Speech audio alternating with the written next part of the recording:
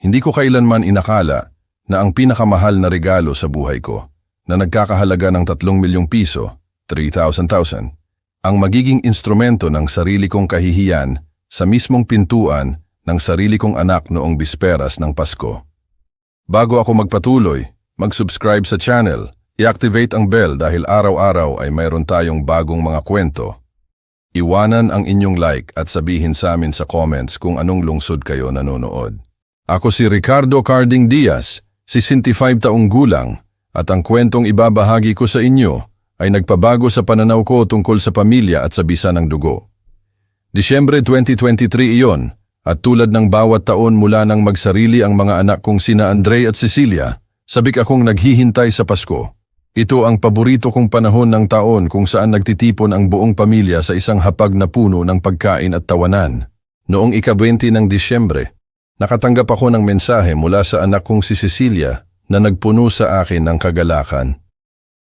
Papa, ngayong taon ang hapunan sa Pasko ay sa bahay ni na Andre at Samantha. Inaabangan ka namin ng 9:00 ng gabi.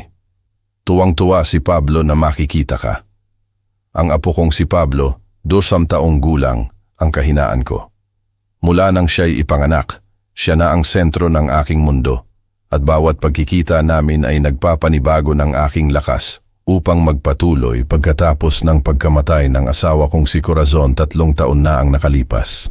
Ang nakapukaw sa aking pansin, bagaman hindi ko binigyan ng kahalagahan noon, ay ang imbitasyon ay nagmula kay Cecilia, hindi kay Andre.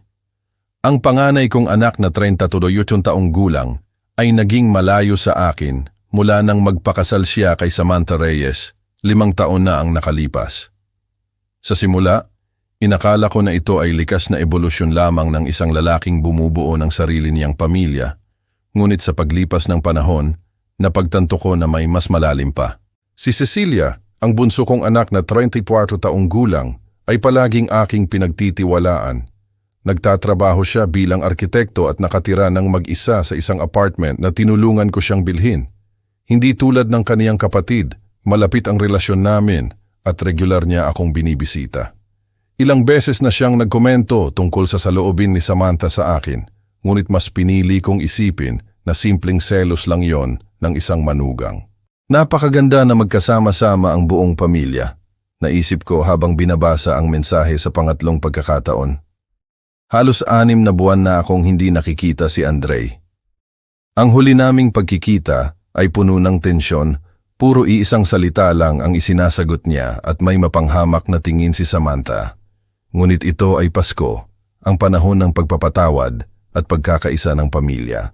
Noong gabing iyon, nakahiga sa aming higaan ng aking asawa, na mula nang mamatay si Corazon ay tila napakalaki at walang laman, nagsimula akong magplano kung anong regalo ang dadalhin ko. Hindi lihim sa lahat na naging matagumpay ako sa negosyo. Sa loob ng 40 taon, nagtayo ako ng isang kumpanya ng konstruksyon na nagbigay daan sa akin upang bigyan ang aking mga anak ng pinakamahusay na edukasyon at isang sigurado na kinabukasan. Si Andre ay niregaluhan ko ng apartment kung saan sila nakatira kasama ang kaniyang pamilya. Binayaran ko ang kaniyang kurso sa engineering sa prestihiyosong universidad at binigyan ko siya ng posisyon sa pamamahala sa aking kumpanya hanggang sa nagpasya siyang magsarili. Gusto kong maging espesyal ang regalong ito, isang bagay na magpapakita ng aking walang kondisyong pagmamahal sa kaniya at ng matinding pagnanais na muling itayo ang nasirang relasyon namin.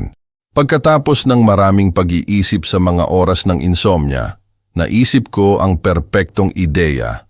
Isang travel gift card na nagkakahalaga ng 3 milyong piso, 30,000 para makapili sila ni Samantha at ni Pablo ng biyahe ng kanilang mga pangarap. Maaari silang pumunta kahit saan sa mundo, magstay sa pinakamagagandang hotel, at mamuhay ng isang hindi malilimutang karanasan kasama ang pamilya. Labis akong kinilig sa ideya kaya hindi na ako nakatulog sa natitirang bahagi ng gabing iyon. Nai-imagine ko ang sorpresa sa mukha ni Andre kapag binuksan niya ang eleganteng kahon, ang yakap na ibibigay niya sa akin pagkatapos ng ilang buwan ng pagiging malamig, marahil maging ang ilang luha ng emosyon na matutunaw sa yelo na namuo sa pagitan namin. Kailangan ni Samantha na kilalanin na hindi ako ang masamang kontrolador na ipininta niya sa kaniyang isip. At si Pablo ay tatalon sa tuwa sa pag-iisip ng lahat ng mga adventure na maaari niyang maranasan kasama ang kaniyang mga magulang. Lumipas ng mabilis ang mga sumunod na araw habang maingat kong inaayos ang bawat detalye. Personal akong pumunta sa bangko kung saan ako naglalagay ng aking pangunahing account sa loob ng 20 taon at kinausap ko ang branch manager, si Manong Eddie, upang ipaliwanag kung ano talaga ang kailangan ko. Don Carding, sabi sa akin ni Manong Eddie na may ngiti na puno ng pag-unawa. Ito ay isang pambihirang regalo. Siguradong lubos na pahahalagahan ng inyong anak ang kilos na ito. Inihanda ko ang gift card kasama ang lahat ng kinakailangang detalye. Nagpagawa pa ako ng isang espesyal na presentasyon sa isang eleganteng gintong kahon na may itim na velvet sa loob. Kailangang maging perpekto ang bawat detalye para sa pagbabagong loob na ito na labis na minimithi ng puso ko bilang isang ama. Bumili rin ako ng mga paboritong bulaklak ni Samantha, ang puting kalalilis na nakita ko sa kanilang bahay sa huli kong pagbisita. Ilang buwan na ang nakalipas. Umaasa na ang kilos na ito ay magpapalambot sa kaniya sa akin. Noong ika-23 ng Disyembre, tinawagan ko si Cecilia upang kumpirmahin ang mga detalye. Sigurado ka bang okay lang kay Andre na pumunta ako bukas? Tanong ko na nakakaramdam ng kaunting kaba. Ang kaniyang sagot ay nagpakalma sa akin. Oo naman, Papa. Pasko yan, oras ng pamilya. Ngunit ngayon na inaalala ko ang pag-uusap na iyon, napagtanto ko na ang kaniyang boses ay tila may bahid ng tensyon, na parang may itinatago siyang hindi niya masabi sa akin ng direkta. Noong huling gabing iyon bago ang bisperas ng Pasko, habang pinagmamasdan ko ang gintong kahon sa ibabaw ng aking desk, pinayagan ko ang sarili kong mangarap ng isang naiibang kinabukasan. Isang kinabukasan kung saan kami ni Andre ay magiging muli ang mag-ama na kami bago pumasok si Samantha sa aming buhay. Isang kinabukasan kung saan si Pablo ay lalaking lubos na nakakakilala sa kaniyang lolo, kung saan maituturo ko sa kaniya ang lahat ng natutunan ko sa loob ng katumapim taon ng buhay. Napaka-inosente ko nang isipin kong ang pagmamahal ay maaaring magtagumpay laban sa manipulasyon at kasakiman. Sumikat ang araw noong ika-24 ng Disyembre na may kulay abong kalangitan na nagpapahiwatig ng isa sa mga tipikal na taglamig na araw sa Maynila. Maaga akong gumising ng 6:30 ng umaga na may enerhiya ng isang taong may mahalagang misyon na dapat tapusin. Nagpasya ako na ang araw na ito ay ilalaan lamang sa pagperpekto sa bawat detalye ng regalo na magpapabago sa relasyon ko kay Andre. Pagkatapos ng isang magaan na almusal ng itim na kape at toasted bread na may orange marmalade na karaniwang inihahanda ni Corazon, nagtungo ako sa isang exclusive mall. Sa loob ng aking sasakyan, inulit-ulit ko sa isip ang mga salitang sinabi sa akin ni Cecilia noong nakaraang linggo sa isa sa aming mga linggo ng tanghalian. Magmamature din siya at mauunawaan ang kahalagahan ng pananatiling nagkakaisa ng pamilya. Ngunit ngayon, habang nagmamaneho patungo sa mall na may matibay na determinasyon ng isang taong naghahanap na muling kunin ang pagmamahal ng kaniyang panganay, ang mga salitang iyon ay umaalingaw-ngaw sa aking ulo bilang isang babala na sinadya kong balewalain. Ang premium travel agency, Mundo Eksklusibo, ay matatagpuan sa ikalawang palapag sa pagitan ng mga mamahaling butik at mga tindahan ng alahas na madalas kong puntahan noong nabubuhay pa si Corazon at nagsasaya kami sa maliliit na luho. Ang receptionist na umasikaso sa akin, isang eleganteng binibini na nagngangalang Patricia, ay lubos na humanga nang ipaliwanag ko ang kalikasan ng aking kahilingan. 3 milyong piso ay isang halagang talagang pambihira, Senyor Diaz, sabi niya sa akin habang sinasamahan ako sa kaniyang pribadong opisina. Sa budget na iyan, mararanasan ng inyong pamilya ang mga destinasyon na karamihan sa mga tao ay nakikita lamang sa mga luxury magazine. Umupo ako sa harap ng kaniyang kristal na desk habang binubuksan niya ang iba't ibang eksklusibong katalogo sa kaniyang state-of-the-art na computer. Ang mga pagpipilian ay walang katapusan at nakakasilaw. Pribadong safari sa Africa kasama ang mga specialized guide, luxury cruise sa Mediterranean na may presidential suite, pribadong tour sa Japan na may personal interpreter, eksklusibong resort sa Maldives kung saan ang bawat villa ay may sariling butler. Gusto kong maging ganap na flexible ito, ipinaliwanag ko kay Patricia na may parehong determinadong tono na ginagamit ko sa pinakamahahalagang negosasyon sa negosyo. Maaari nilang piliin ang destinasyon, ang mga petsa, ang uri ng karanasan, lahat. Ito ay isang regalo ng pagbabagong loob ng pamilya. Naiintindihan mo ba? Tumango siya na may propesyonal na pag-unawa na nagpapakilala sa mga nagtatrabaho sa mga high-end na kliyente. Ngunit nakita ko ang isang bagay pa sa kaniyang tingin na parang intuitibo niyang naiintindihan ang bigat ng emosyon sa likod ng transaksyon na iyon. Ang proseso, administratibo, ay mas komplikado kaysa sa inakala ko sa simula.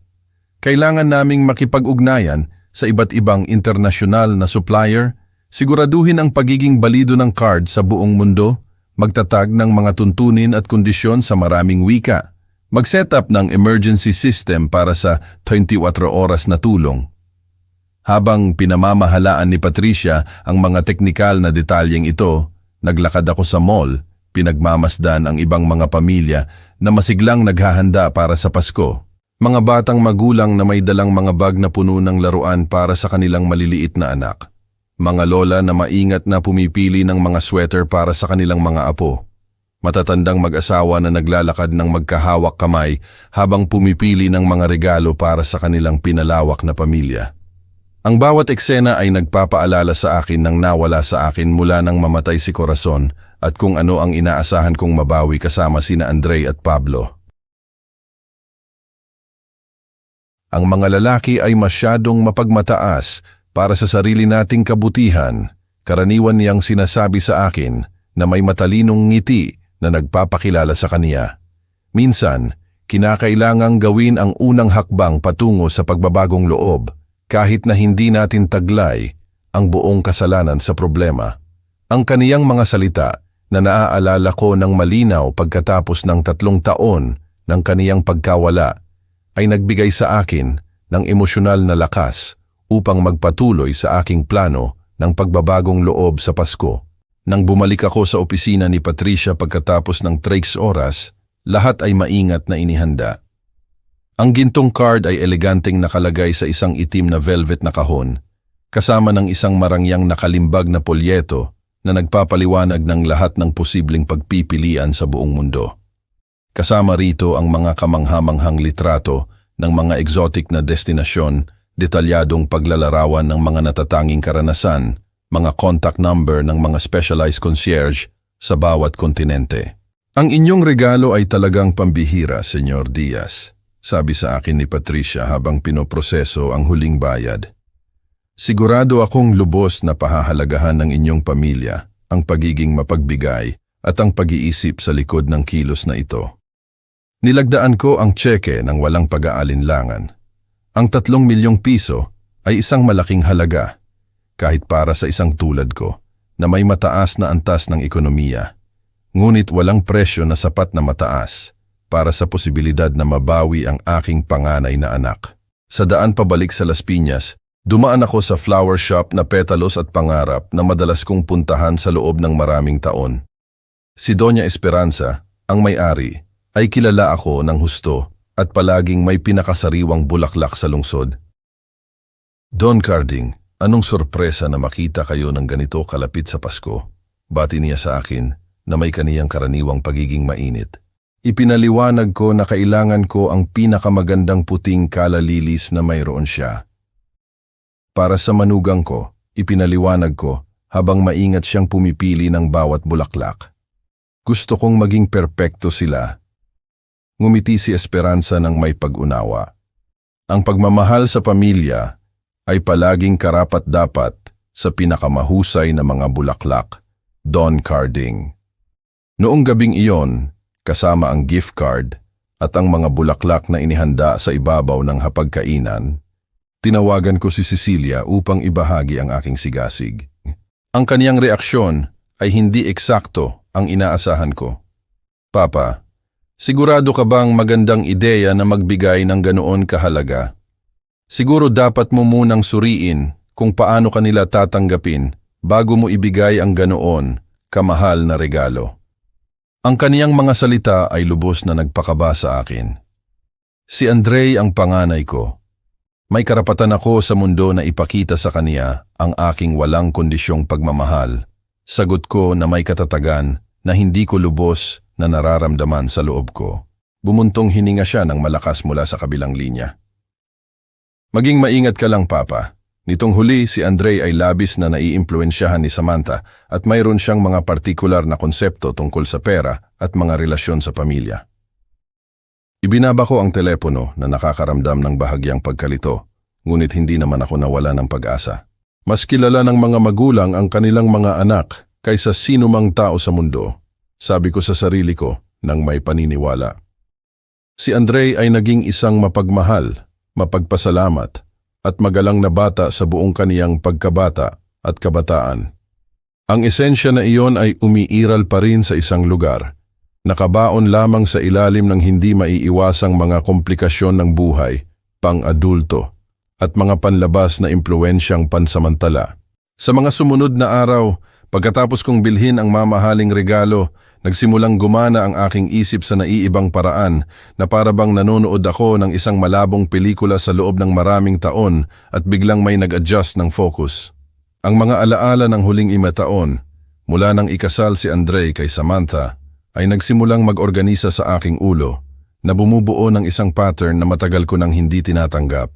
Ang kasal ay ginanap noong ika-15 ng Setyembre 2018. Isang marangyang seremonya na nagkakahalaga ng higit sa 5 milyong piso, 5,000, na ako ang ganap na nagpondo. Siyempre, si Corazon ay namatay 8 buwan pa lang ang nakalipas at ako ay naglalayag pa rin sa ulap ng sakit na nagpapakilala sa unang taon ng pagiging balo.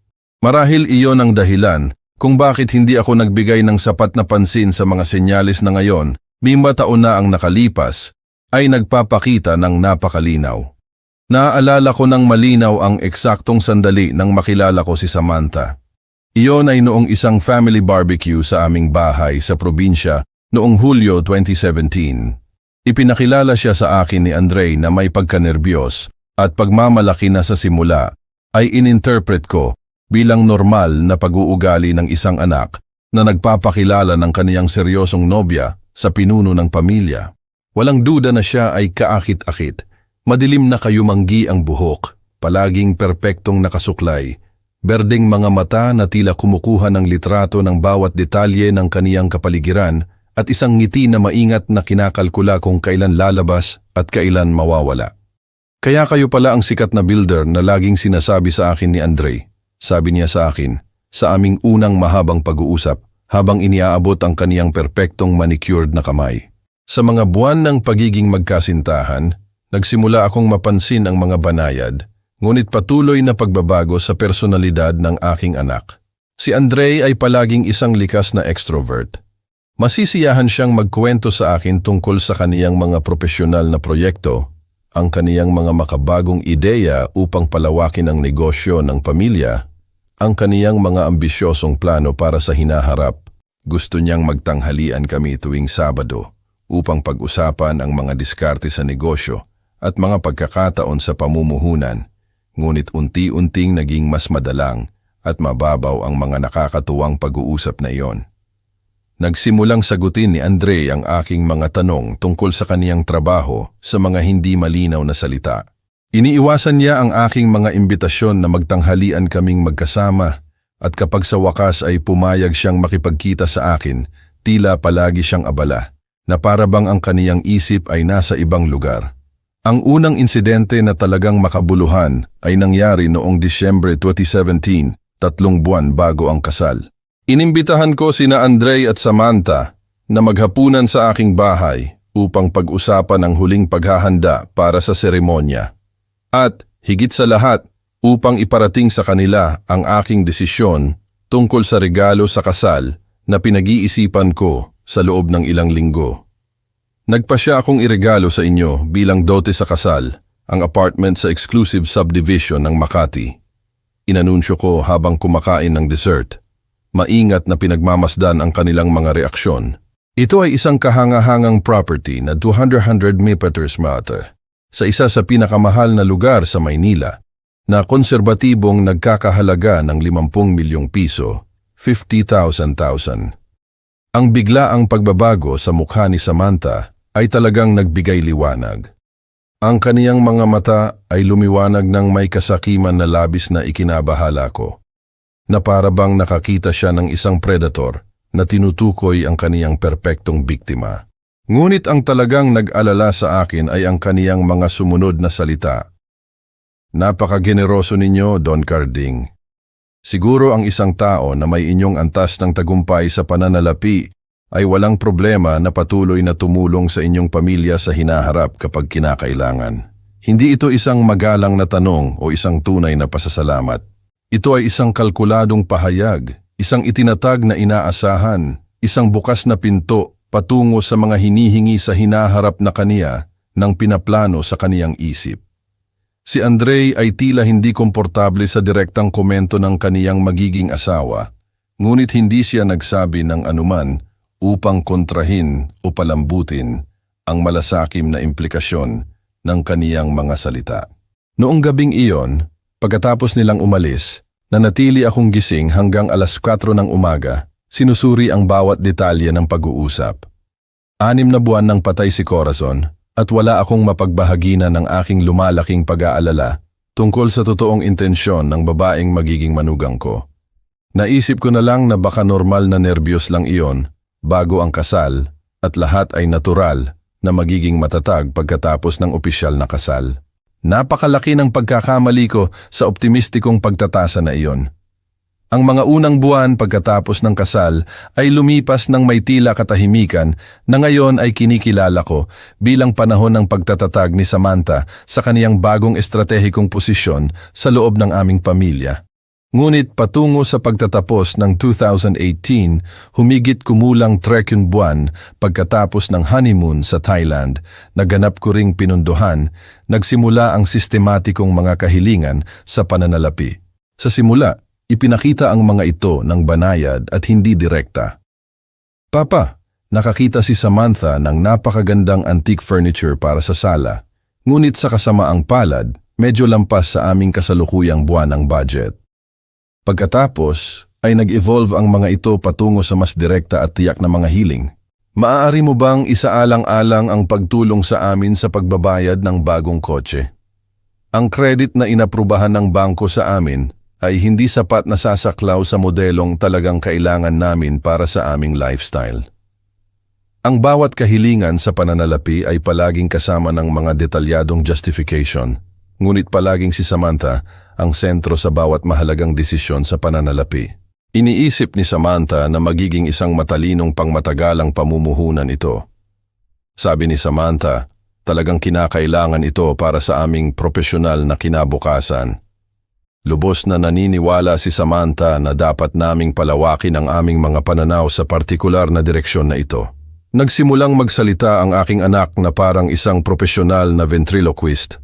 Mekanikal na inuulit ang mga salita at opinyon ng kaniyang asawa nang hindi ito kinukwestiyon, nang hindi nagbibigay ng orihinal na personal na pananaw, nang hindi nagpapakita ng kalayaan sa pag-iisip na nagpakilala sa kaniyang personalidad sa loob ng unang 30 taon ng kaniyang buhay. Ang mapagpasyang sandali na ganap na nagpabago sa aking pananaw ay dumating sa binyag ni Pablo noong Abril 2019. Masigla ako sa emosyonal na kaligayahan. Hawak ang aking unang apo sa aking mga bisig habang ginagawa ng padre ang seremonya ng relihiyon. Pagkatapos, habang nagdiriwang sa restaurant, narinig ko ang isang pag-uusap sa pagitan ni Samantha at ng kaniyang nakatatandang kapatid na si Christine, na literal na nagpatindig ng balahibo ko. Magkaroon ka ng estratehikong pasensya, mahinang sabi ni Samantha kay Christine, na halatang naniniwala na hindi ko sila maririnig mula sa aking posisyon malapit sa bar kung saan inihahanda ang mga inumin. Ang matanda ay ganap na nag-iisa mula nang mamatay ang kaniyang asawa at mayroon siyang napakalaking naipong pera. Si Andre ay halos nag-iisang anak na para sa mga layunin ng mana dahil si Cecilia ay babae at hindi naman talaga kasama para sa mga importanteng negosyo. Huminto siya upang uminom ng champagne bago magpatuloy sa kaniyang malamig na pagsusuri. Kailangan ko lang siyang panatilihing nasa tamang emosyonal na distansya upang hindi siya masyadong makialam sa aming mga desisyon, ngunit sapat na malapit upang patuloy siyang magbigay ng pera nang mapagbigay kapag ito ay maginhawa para sa amin. Ang mga salita ni Samantha ay tumama sa akin ng may mapanirang lakas ng isang martilyo laban sa salamin. Ang ika-5 ng Disyembre 2023 ay sumikat na may kulay abong liwanag na katangian ng taglamig sa Maynila, kung saan nagpupumilit ang araw na tumagos sa makakapal na ulap na nagbabala ng isang napakalamig na gabi. Nagising ako ng 5:30 ng umaga, hindi dahil nagprogram ako ng alarm ng ganoon kaaga, kundi dahil ang pagkabalisa at pag-asa ay nagpanatili sa aking isip na aktibo sa buong magdamag. Ang mga nerbiyos na nararamdaman ko ay hindi ang tipikal ng isang matanda na nag-aalala tungkol sa isang social gathering. Ito ay ang mga kinakalkulang at tumpak na nerbiyos ng isang bihasang negosyante na malapit ng isagawa ang pinakamahalagang diskarte ng kaniyang propesyonal na karera. Maliban na sa kasong ito, ang kumpanya ay ang sarili kong pamilya at ang kontratang inaasahan kong tapusin ay ang tiyak na pagbabagong loob kasama ang aking panganay na anak. Naghanda ako ng mas masustansyang almusal kaysa sa karaniwan. Scrambled eggs na may longganisa, toasted bread na may tomato paste, bagong giling na kape at fresh orange juice. Kailangan kong pakainin ang aking katawan at ang aking determinasyon para sa inaasahan ko. Ito ay magiging isa sa pinakamahalagang gabi sa loob ng 68 taon ng aking buhay. Habang nag-aalmusal ako sa dining room na pinalamutian ni Corazon ng may labis na pagmamahal, paulit-ulit na tumitingin ang aking mga mata sa eleganteng gintong kahon na nakalagay sa kabinet sa tabi ng white calla lilies na nakabalot sa silver silk paper. 3 milyong piso na nakapaloob sa isang gintong card na perpektong kasya sa panloob na bulsa ng aking coat.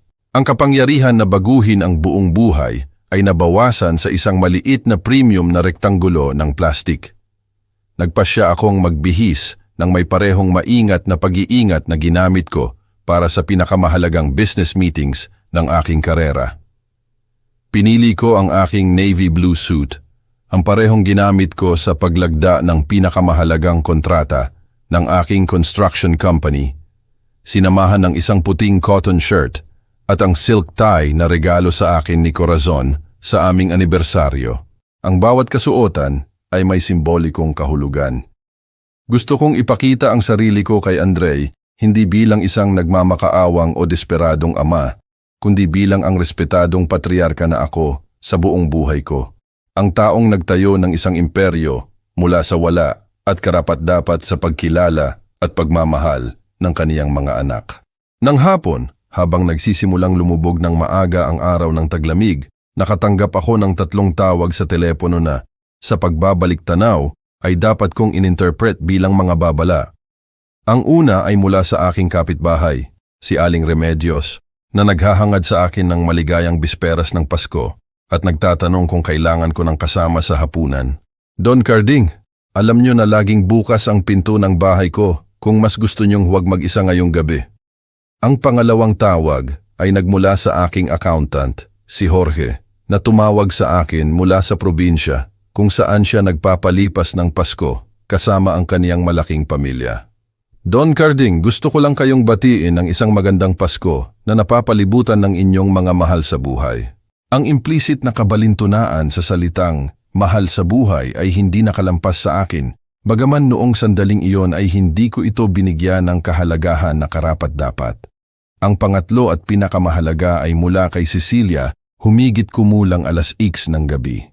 Ang kaniyang boses ay tila kakaibang may tensyon, na parang nakikipaglaban siya sa isang panloob na salungatan na hindi niya masabi ng lubusan. Papa, sigurado ka pa rin bang pupunta ka kina Andre ngayong gabi? Ang paraan kung paano niya binuo ang tanong, hindi bilang kumpirmasyon, kundi bilang pag-verify ng aking determinasyon, ay dapat sanang nag-alarma sa akin agad. Oo naman anak, bisperas ng Pasko, ang perpektong oras upang pagalingin ang mga sugat ng pamilya at simulan ang isang bagong kabanata sa ating relasyon. Sumagot ako na may kumpiyansa na hindi ko lubos na nararamdaman. Nagkaroon ng mahabang paghinto bago sumagot si Cecilia, isang paghinto na puno ng mga kahulugan na pinigilan ako ng aking sinadyang optimismo na hindi ito ma-interpret ng tama. Sige, Papa. Pero pakihanda ang mga inaasahan mo tungkol sa kung paano magiging ang gabi. Si Andre ay naging napakakomplikado nitong huli. Ang kaniyang pagpili ng salitang komplikado sa halip na mas tiyak na mga termino ay nag-alala sa akin, ngunit sadyang tumanggi akong palalimin ang mga implikasyon nito. 8:00 ng gabi, 1 oras bago ang itinakdang oras, ganap na akong handa. Tiningnan ko ang sarili ko sa full-length mirror sa main foyer sa huling pagkakataon.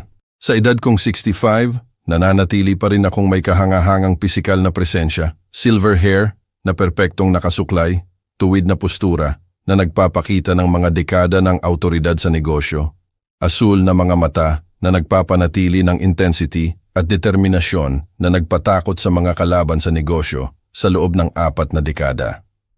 Ngayong gabi, lahat ay magbabago para sa ikabubuti, sabi ko ng malakas, na para bang ang mga salitang binigkas ng may paniniwala ay may mahiwagang kapangyarihan na matupad ang aking pinakamalalim na mga hangarin. Ito ay isang teknik ng self-conviction na ginamit ko bago ang mga partikular na mapanghamong negosasyon sa negosyo at palagi itong gumagana ng perpekto. Ang biyahe mula sa aking bahay sa Las Piñas patungo sa exclusive subdivision sa Makati, kung saan nakatira si Andre sa apartment na niregalo ko sa kaniya, ay tumagal ng eksaktong 26 minuto. Alam ko ang ruta, Saulo, bagaman halos 6 na buwan na akong hindi dumadaan dito dahil sa lumalaking emosyonal na distansya na nagpakilala sa aking relasyon sa aking panganay na anak. Sa panahon ng biyahe, nagpapatugtog ang radyo ng tradisyonal na Filipino Christmas carols na karaniwan ay nagpuno sa akin ng mainit na nostalgia at magagandang alaala ng pamilya. Ngunit ngayong gabi, ang mga melodiya ng Pasko ay nagpapalakas lamang ng aking anticipatory nervousness at ang aking desperadong pangangailangan na maging maayos ang lahat ayon sa aking maingat na inihanda na mga plano. Nang iparada ko ang aking sasakyan sa harap ng luxury apartment building kung saan nakatira si Andre, maingat kong pinagmasdan ang mga iluminadong bintana ng kanilang bahay sa ika-5 palapag. Ang maiinit at gintong ilaw na tumatagos sa bahagyang nakabukas na mga kurtina ay nagpinta ng isang tanawin ng kaligayahan ng pamilya na nagpuno sa akin ng halos pambatang emosyon. Maaari kong makita ang mga anino na masiglang gumagalaw sa likod ng mga kurtina, mga figura na ininterpret ko bilang si Andre na naghahatid ng mga baso ng alak sa mga bisita. Si Samantha na nag-aayos ng huling detalye ng hapunan, si Pablo na tumatakbo ng nasasabik sa sala sa pag-asa ng mga regalo sa Pasko.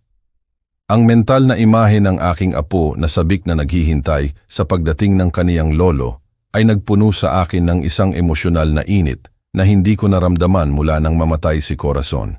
Maingat kong kinuha ang gintong kahon na naglalaman ng 3,000 na gift card at ang bouquet ng puting kala lilis. Isinara ko ang kotse gamit ang automatic system at naglakad ng may determinadong, ngunit magalang, mga hakbang patungo sa pangunahing pasukan ng gusali. Nagsisimulang lumakas ang hangin sa gabi, nagdadala ng matalim na lamig na magpapakilala sa temperatura sa mga sumunod na oras. Minarka ko ang access code na ibinigay sa akin ni Cecilia at sumakay sa elevator na may mabilis na pagtibok ng puso. Bawat palapag na dinaanan ay nagpapalaki sa aking emosyonal na pag-asa. Sa ikalawang palapag, isang matandang mag-asawa na may dalang mga regalo sa Pasko ang pumasok sa elevator at ang kanilang maiinit na ngiti ay nagbigay sa akin ng pag-asa tungkol sa pagtanggap na naghihintay sa akin sa itaas. Maligayang Pasko, Ginoo, sabi sa akin ng matanda na may tunay na kabaitan. Napakagandang mga bulaklak ang dala ninyo. Ang kaniyang komento ay nagpangiti sa akin ng may pagmamalaki na nagkukumpirma na tama ang pagpili ko sa bawat detalye ng aking presentasyon. Pagdating sa ikalimang palapag, bumukas ang elevator na nagpapakita ng isang pasilyo na eleganteng iluminado ng gintong ilaw ng Pasko. Mula sa pinto ng apartment 5B, malinaw na tumatagos ang mga tunog ng masiglang pag-uusap, malinaw na tawanan at malambot na musika ng Pasko. Kinumpirma ng sound environment na nagsimula na ang pagdiriwang at na ang aking pagdating ang magiging perpektong karagdagan upang makumpleto ang family gathering. Naglakad ako sa huling metro patungo sa pinto ng aking anak na may panibagong kumpiyansa ng isang patriarka na malapit nang bawiin ang kaniyang lehitimong lugar sa sentro ng kaniyang pamilya. Agad kong nakilala ang musical na tawa ni Pablo na nagmana ng parehong masayang cadence na nagpakilala kay Andre noong siya'y bata pa. Inayos ko ang aking tie sa huling pagkakataon. Tiningnan ko na ang gintong kahon ay perpektong nakaposisyon sa ilalim ng aking kaliwang braso at tumunog ako ng doorbell na may nagliliwanag na pag-asa ng isang taong malapit nang makasama ang kaniyang pamilya sa pinakasagradong gabi ng taon. Ang tunog ng doorbell ay malinaw na umalingaw-ngaw sa kabilang panig ng pinto, na agad na sinundan ng isang biglaang katahimikan na tila kakaiba sa akin. Ngunit inakala ko na lamang na ito ay natural na sorpresa ng aking pagdating. Naghintay ako ng may pasensya sa loob ng ilang segundo, nakangiti ng may pag-asa habang hawak ang mga regalo na magpapabago sa lahat sa pagitan namin. Sa halip, may isang artiko na kalamigan na hindi ko pa nakita sa kanya, isang tigas na nagpabago sa kaniyang pamilyar na mga katangian sa isang bagay na halos hindi ko na makilala. Ang kaniyang panga ay may tensyon na parang isang piano string na nakatono sa maximum. Ang kaniyang mga labi ay nakatikom na bumubuo ng isang pahalang na linya na walang anumang init ng tao. Ang pinaka nakakagambala ay ang kaniyang postura ng katawan. Sinadya niyang harangan ang pasukan sa apartment. Inilalagay ang kaniyang katawan bilang isang pisikal na harang sa pagitan ko at ng loob kung saan nagaganap ang pagdiriwang ng pamilya. Ito ang postura ng isang masamang tagapagbantay, hindi ang sa isang anak na tumatanggap ng kaniyang ama sa bisperas ng Pasko. Andre, anak ko, nagsimula ako na may emosyonal na boses, bahagyang itinaas ang gintong kahon sa kaniya bilang isang handog ng kapayapaan. Maligayang Pasko, nagdala ako ng isang bagay na napaka-espesyal para sa iyo, para kay Samantha at para kay Pablo. Ang aking boses ay bahagyang nabasag dahil sa tunay na emosyon na naramdaman ko sa pagbigkas ng pangalan ng aking apo. Ngunit pinutol ako ni Andre nang may kalupitan na tumama sa akin na parang pisikal na sampal. Ang kaniyang boses ay tila magaspang, puno ng lason na tila nag-ferment sa loob ng ilang buwan. Sino ang nag-imbita sa iyo dito? Ang mundo ay ganap na huminto. Ang mga tunog ng Pasko mula sa loob ay nagpatuloy bilang isang malupit na soundtrack sa aking ganap na pagkalito. Hindi ko maproseso ang narinig ko. Ang sarili kong anak, ang aking panganay, ang bata na karga ko sa aking mga bisig sa kaniyang mga unang hakbang, ay nakikipag-usap sa akin na para bang ako ay isang mapanganib na nanghihimasok, isang hindi kanais-nais na estranghero na lumabag sa kabanalan ng kaniyang tahanan ng pamilya. Andre, ako ang tatay mo. Sa wakas ay nabigkas ko na may boses na nabasag dahil sa ganap na hindi paniniwala. Inimbita ako ni Cecilia. Sinabi niya sa akin na naghihintay kayo sa akin para sa hapunan sa Pasko. Desperado kong itinaas ang kahon sa kaniya na para bang ang mamahaling regalo ay mahiwagang matutunaw ang yelo na lumitaw sa pagitan namin. Nagdala ako ng P3 milyon upang makapaglakbay kayo bilang pamilya upang maging masaya kayong magkasama. Ngunit ang pagbanggit sa pera ay isang mapaminsalang taktikal na pagkakamali. Sa halip na palambuti ng kaniyang ekspresyon, pinatigas nito ito hanggang sa maging purong granito. Nakita ko sa ibabaw ng kaniyang balikat na ang pagdiriwang ay nagpapatuloy ng normal sa loob ng apartment. Sandaling lumabas si Cecilia sa aking paningin, naglalakad sa pangunahing pasilyo na may tray ng appetizers. Ngunit nang magtagpo ang aming mga mata sa pamamagitan ng bahagyang nakabukas na pinto, ang kaniyang ekspresyon ay agad na nagbago sa isang mapaminsalang halo ng takot at habag na nagkumpirma sa akin na nasaksihan niya ang buong komprontasyon. Wala akong pakialam kung sino ang nag-imbita sa iyo. Bulong ni Andre na ibinaba ang boses, ngunit exponentially na pinapalakas ang kaniyang lason. Ito ang aking bahay at dito, ako lang ang nagpapasya kung sino ang papasok at kung sino ang hindi. Ang kaniyang brutal na pagbibigay diin sa salitang akin ay parang isang patalim na direktang tumama sa puso. Ang bahay na binili ko sa pawis ng 40 taon ng obsesibong trabaho, ang apartment na inilipat ko ng legal sa kaniyang pangalan bilang regalo sa kasal, ngayon ay ginagamit bilang psikolohikal na sandata laban sa akin. Sa likod niya, lumabas ang figura ni Samantha at sa unang pagkakataon sa loob ng 20 taon ng peking paggalang, nakita ko ang kaniyang totoong mukha ng walang diplomatikong maskara. Ang kaniyang berdeng mga mata ay kumikinang na may sadistic satisfaction, na parabang hinihintay niya ang sandaling ito sa loob ng maraming taon. Maingat na pinaplano ito, tinitikman ng may pag-asa ang bawat segundo ng aking pampublikong kahihiyan. Hindi siya nagsalita ng isang salita, ngunit ang kaniyang pisikal na presensya ay ganap na sumuporta sa verbal na pananalakay ng kaniyang asawa. Mas nakakagambala pa, nakita ko ang isang mikroskopikong ngiti sa gilid ng kaniyang bibig. Napakabanayad na maaaring napalampas ito ng isang hindi gaanong mapagmasid, ngunit napakalinaw para sa akin bilang isang kumpletong pag-amin ng kaniyang papel bilang orchestrator sa emosyonal na pananambang na ito.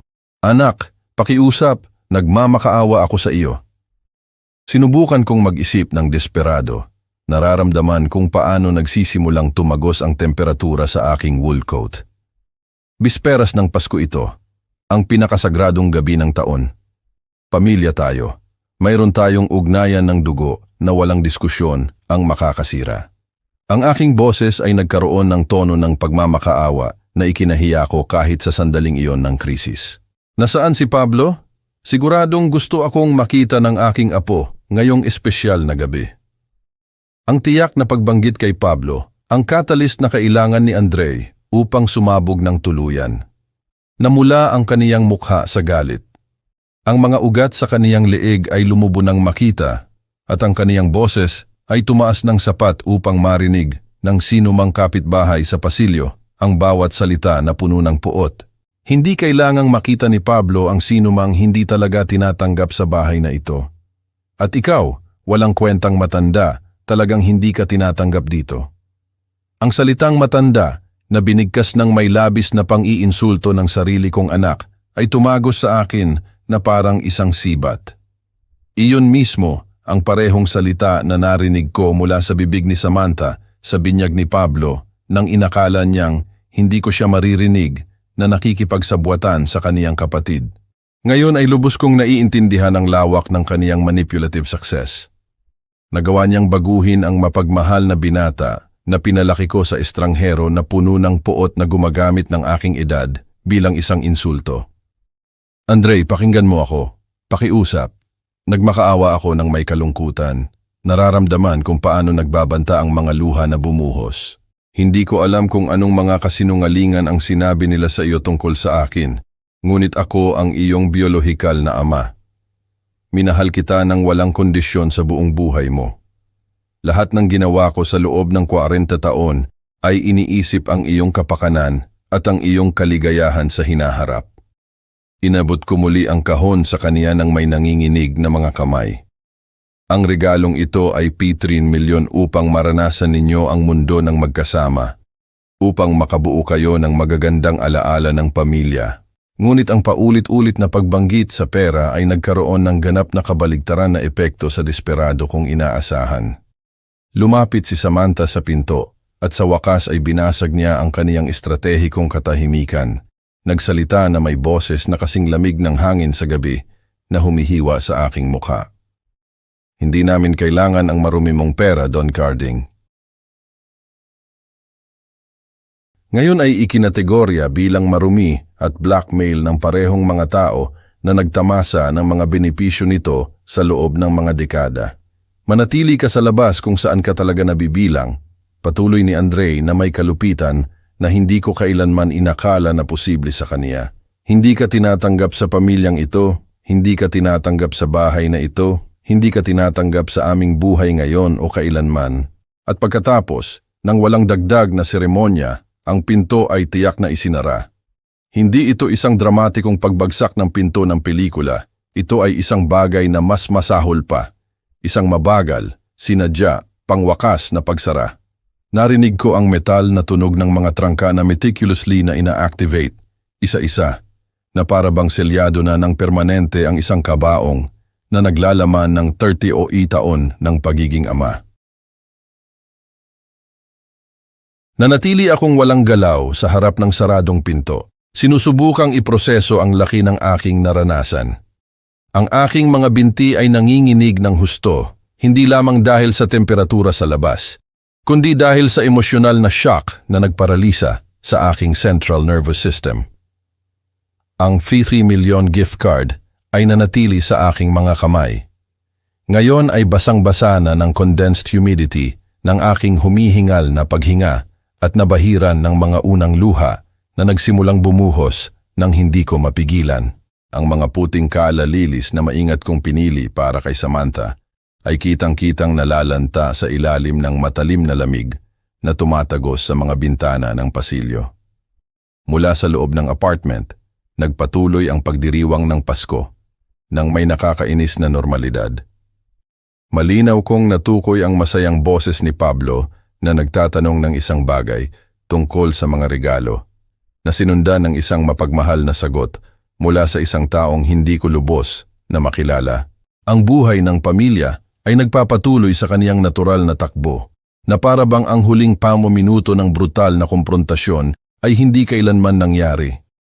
Ang pinaka-nakakagambala ay narinig ko ang mga bahagi ng mga pag-uusap na nagpapakita ng presensya ng iba pang mga bisita, mga boses na hindi ko nakilala, tawanan ng mga taong malinaw na itinuring na mas karapat-dapat na isama sa Pasko kaysa sa sariling ama ng pamilya. Sadyang nagplano si Andre ng isang kumpletong pagdiriwang nang wala ako habang hinahayaan niya akong maniwala na tatanggapin ako. Bumukas ang elevator noong sandaling iyon, nagpapakita ng isang buong pamilya na bumabalik mula sa ilang naunang pagdiriwang. Ang mga magulang, halos kasing edad ni Andre, ay naglalakad ng magkahawak kamay habang ang kanilang dalawang maliliit na anak ay may dalang mga bag ng regalo sa Pasko. Nang makita nila akong nakatayo ng walang galaw sa harap ng pinto na may mga regalo sa aking mga kamay at mga luha na umaagos sa aking mukha, ang ekspresyon ng ina ay agad na nagbago sa tunay na pag-aalala. "Ayos lang po ba kayo, sir?" Tanong niya sa akin ng may pagkadelikado. Huminto sa tabi ko.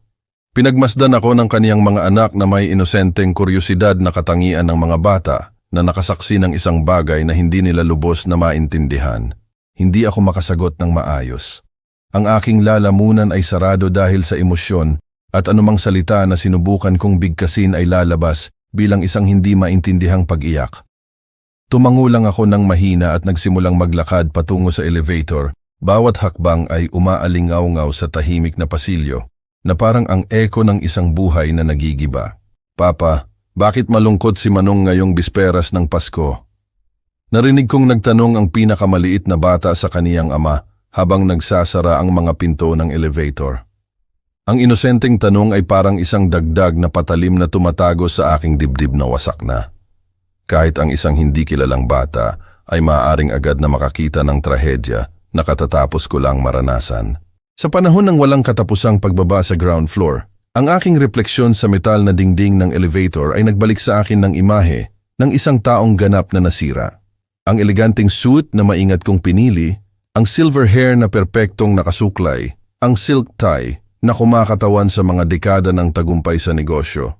Lahat ng iyon ay tila ngayon ay isang nakakaawang disguise ng dignidad na brutal na inalis ng sarili kong anak. Paglabas ko ng gusali, tumama sa akin ang hangin sa gabi na may panibagong intensity na nagpatindig ng balahibo ko. Ang lamig ay parang microscopic blades na humihiwa sa bawat pulgada ng nakalantad na balat, ngunit ang pisikal na lamig ay ganap na walang kabuluhan kumpara sa polar na temperatura na sumakop sa aking kaluluwa. Naglakad ako ng dahan-dahan patungo sa aking sasakyan, bawat hakbang ay nangangailangan ng sinasadya na pagsisikap dahil tila nawala na ang kakayahan ng aking mga binti na suportahan ang bigat ng aking katawan. Bago ako makarating sa sasakyan, isang masochistic compulsion ang pumilit sa akin na huminto sa ilalim ng pinakamalapit na street lamp at tumingin sa itaas, patungo sa mga iluminadong bintana ng apartment na binili ko para sa aking anak. Ang mga kortina ay ganap na nakabukas. Nagbibigay sa akin ng isang cinematic view ng pagdiriwang ng pamilya na nagaganap nang wala ako. Malinaw kong nakita ang mga anino ng maraming tao na masiglang gumagalaw sa main living room.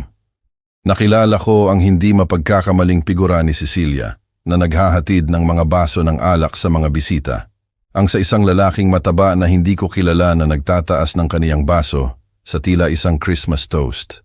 At sa isang partikular na nakakabagbag damdamin na sandali, nakita ko ang maliit na anino ni Pablo na tumatakbo ng nasasabik sa pangunahing pasilyo. Ang aking apo ay nasa itaas, 5 palapag lang ang layo, nagdiriwang ng Pasko na napapalibutan ng mga estranghero na itinuring na mas mahalaga kaysa sa kaniyang sariling lolo. Malamang ay nagtanong si Pablo tungkol sa akin sa hapunan at sigurado akong nakatanggap siya ng ilang fabricated explanation kung bakit hindi nakarating ang kaniyang lolo sa pinakamahalagang family gathering ng taon. Ang napakatinding kawalang katarungan ng sitwasyon ay bumalot sa akin ng may lakas na literal na nagbanta na baluktutin ako sa kalahati. Sa loob ng 60 taon, namuhay ako ayon sa matibay na moral na prinsipyo. Magtrabaho ng tapat, mahalin ang pamilya ng walang kondisyon, magbigay ng mapagbigay para sa kapakanan ng aking mga anak, panatilihin ang personal na dignidad, kahit sa masasamang kalagayan. Ang kaniyang propesyonal na pag-aalala ay tunay, ngunit ang aking determinasyon ay hindi nababali. Kakatapos lang akong itaboy ng aking anak sa kaniyang bahay noong bisperas ng Pasko, na parang ako ay isang undesirable vagrant. Ipinaliwanag ko na may emosyonal na kalamigan na ikinagulat ko rin. Nilinaw niya sa akin na hindi ako tinatanggap sa kaniyang buhay. Perpekto, kaya hindi rin siya tatanggapin sa akin. Hindi siya at hindi anumang economic expectation na mayroon siya sa aking estate. Bumuntong hininga si Rodrigo nang malalim mula sa kabilang linya. Bilang isang abogado na may mga dekada ng karanasan, nasaksihan niya ang sapat na mga family dispute upang maunawaan ang mapaminsalang implikasyon ng aking hinihiling. Bukas ng 9:00 ng umaga sa iyong opisina. Kailangan kong dalhin mo ang lahat ng dokumento na may kaugnayan sa ari-arian ni Andre, ang apartment sa Makati, ang joint accounts, ang insurance policies, kung saan siya ay lumilitaw bilang beneficiary. Ang mga shares ng kumpanya na inilipat ko sa kanya, ganap na lahat. Narinig ko kung paano sandaling nakipag-usap si Rodrigo sa isang tao sa background. Marahil ay humihingi ng paumanhin sa kaniyang pamilya dahil kailangang abalahin ang pagdiriwang ng Pasko upang asikasuhin ang isang profesional na emergency. Perpekto, Don Carding. Handa ako sa lahat ng kinakailangang dokumentasyon. Ngunit dapat akong magbigay babala sa inyo ng legal na ang ilan sa mga pagbabagong ito ay maaaring magdulot ng komplikadong legal na mga alitan, lalo na kung magpasya si Andre na i-contest ang mga testamentary modifications. Isang malamig na ngiti ang kumalat sa aking mukha habang pinag-iisipan ko ang masarap na posibilidad na iyon. Hayaan mo siyang subukan sa lahat ng paraan. Magiging kawili-wili na obserbahan kung gaano siya katapang at combative kapag wala siyang financial backing na palagi niyang itinuturing na garantisado. Pagkatapos tapusin ang tawag kay Rodrigo, nanatili ako ng ilang minuto pa sa kotse, mentally organizing ang kumpletong diskarte na ipapatupad ko sa mga susunod na araw. Hindi ito isang impulsive reaction na batay lamang sa emosyonal na sakit. Ito ay magiging isang kalkuladong business move, methodical, sadyang idinisenyo upang turuan ang aking anak ng tunay at permanenteng mga kahihinatnan ng kaniyang mga desisyon. Pinaandar ko ang navigation system at in-program ang ruta pabalik sa aking bahay sa Las Piñas. Ang mga shares ng aking construction company na unti-unti kong inilipat sa kanya, 15,000 sa kasalukuyang halaga sa merkado, ang life insurance policy kung saan siya ay lumilitaw bilang main beneficiary, 25,000 na garantisado. Ang kaniyang proportional participation sa bahay sa probinsya, 10,000 karagdagan. Ang testamentary inheritance na kumakatawan sa humigit kumulang 40% ng aking kabuuang estate, higit sa 150,000.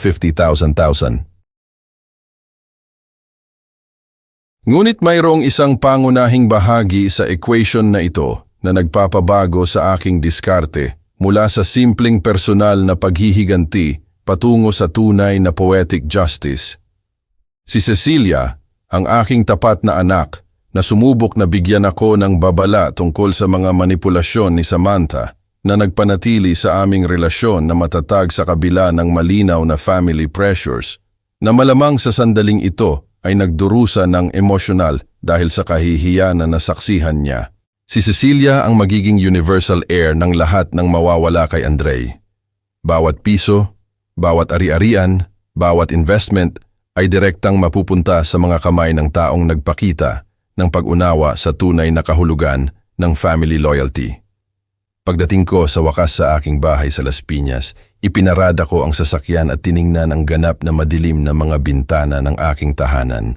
Ang kaibahan sa init ng pamilya na inaasahan kong makikita sa bahay ni Andre ay mapaminsala, ngunit tremendously liberating din. Sa unang pagkakataon sa loob ng 5 taon, hindi ko na kailangang magpanggap na dahan-dahang gumaganda ang mga bagay sa aking panganay na anak. Hindi ko na kailangang tiisin ang mga insulto na nagkukubli bilang civilized conversation. Hindi ko na kailangang tiisin ang bahagyang nakatagong paghamak ni Samantha. Ito na tiyak ang huling Pasko, nagagastusin ko bilang biktima ng kanilang kalkuladong manipulasyon. Bukas, magsisimula ang aking counter-attack. Sumikat ang araw noong ika-25 ng Disyembre, na may maliwanag na sikat ng araw ng taglamig na tumatagos sa mga blinds ng aking kwarto, na lumilikha ng geometric patterns ng ilaw sa mga dingding na pinalamutian ni Corazon ng may labis na pagsisikap. Nagising ako ng 6:00 ng umaga, hindi dahil sa tunog ng alarm, kundi dahil ang aking isip ay gumagana sa buong gabi na parang isang makina na nagpoproseso ng komplikadong mga diskarte sa negosyo. Hindi ako nakaranas ng kahit isang sandali ng pag-aalinlangan o pagsisisi sa maikling oras ng pagtulog. Sa kabaligtaran, bawat oras na lumipas mula noong kahihiyan ng nakaraang gabi ay nagpapatibay lamang sa aking determinasyon na isagawa ang mga kahihinatnan na pinili ni Andre para sa sarili niya sa kaniyang kasuklam-suklam na pag-uugali. Bumangon ako na may pisikal na enerhiya na hindi ko naramdaman sa loob ng ilang buwan. Ang parehong enerhiya na karaniwang nagpapakilala sa aking mga umaga sa pinakaproduktibong taon ng aking karera sa negosyo. Ito ang enerhiya ng isang tao na sa wakas ay nakakita ng isang malinaw na layunin pagkatapos ng mga taon ng emosyonal na pagkalito at walang kabuluhang pag-asa. Naghanda ako ng isang kumpleto at masustansyang almusal. Poached eggs sa whole wheat toast, bagong giling na kape, natural grapefruit juice, at Greek yogurt na may honey. Kailangan kong maging optimal condition ang aking katawan para sa mga transcendente na desisyon na gagawin ko sa mga susunod na oras. Habang nag-aalmusal ako sa main dining room, maingat kong sinuri ang lahat ng legal na dokumento na iningatan ko sa aking personal na safe sa loob ng huling ilang taon. Property deeds, donation contracts, insurance policies, stock certificates, bank statements. Ang bawat papel ay kumakatawan sa isang bahagi ng estate na itinayo ko na iniisip ang kapakanan sa hinaharap ng aking mga anak. Inorganisa ko ang lahat ng dokumentasyon ng chronologically, naghahanda ng hiwalay na folders para sa bawat uri ng asset na kailangan kong baguhin o bawiin. Ang meticulousness na nagpakilala sa aking pinakamatagumpay na commercial operations ay ilalapat ngayon upang sistematikong i-dismantle ang mga economic expectations ng taong brutal na nagtaksil sa akin. 8:00 ng umaga, ganap na akong nakasuot ng aking pinakamahusay na business suit, ang parehong ginamit ko upang lagdaan ang pinakakumikitang construction contract ng aking karera 5 taon na ang nakalipas. Kung babaguhin ko ng lubusan at permanente ang financial future ng aking panganay na anak, gagawin ko ito ng may parehong profesional na formalidad na nagpakilala sa bawat mahalagang desisyon sa negosyo ng aking buhay. Ang legal office ni Atty. Rodrigo Reyes ay matatagpuan sa isang prestigyosong corporate building sa Makati sa ika-21 na palapag na may panoramic view sa buong lungsod. Naghanda ako ng isang exhaustive analysis ng lahat ng financial assets na direktang o hindi direktang nauugnay kay Andre. Dapat kong aminin na ang kabuuang bilang ay mas malaki kaysa sa naaalala ko. Inilatag niya sa mesa ang isang serye ng perpektong organized folders na may mga color-coded labels. Ang kaniyang profesional na kahusayan ay kahanga-hanga, lalo na kung isa sa alang-alang na isinakripisyo niya ang kaniyang sariling araw ng Pasko upang asikasuhin ang aking urgent request. Ang kabuuang halaga ng mga ari-arian, accounts, investments, at hereditary expectations ay umaabot sa 170 milyong piso, 170,000. Patuloy ni Rodrigo na may presisyon ng isang forensic accountant, hindi kasama ang pagpapahalaga sa kaniyang participation sa construction company na maaaring magdagdag ng isa pang 20 milyon depende sa pagbabago-bago ng real estate market.